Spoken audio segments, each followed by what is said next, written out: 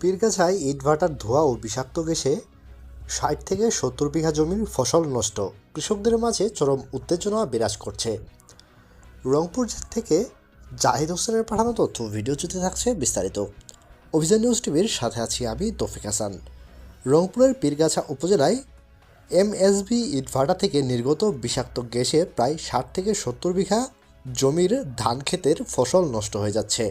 এতে কৃষকদের মাঝে চরম ক্ষোভ ও হতাশা বিরাজ করছে যে কোনো মুহূর্তে বড় ধরনের গণ্ডগোল হওয়ার সম্ভাবনা রয়েছে। ক্ষতিগ্রস্ত কৃষকরা জানান, ধানের শীষে ঠিকমতো দানা আসেনি, অনেক ক্ষেতের গাছ অকালেই শুকিয়ে গেছে।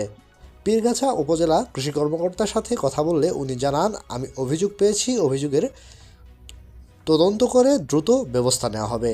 ইটভাটার মালিকপক্ষের সাথে কথা বললে তারা এই অভিযোগ অস্বীকার করেছে। ক্ষতিগ্রস্ত কৃষকরা দ্রুত ক্ষতিপূরণ এবং ভাটার বিরুদ্ধে কঠোর আইনি ব্যবস্থা গ্রহণের দাবি জানিয়েছেন। আমরা প্রাথমিকভাবে জানতে পেরেছি, তো এটি আসলেই ইটভাটার কারণে হয়ে থাকে। আমরা এই ইটের মালিকের সাথে কথা বলে তদন্ত সাপেক্ষে আমরা ব্যবস্থা নেব।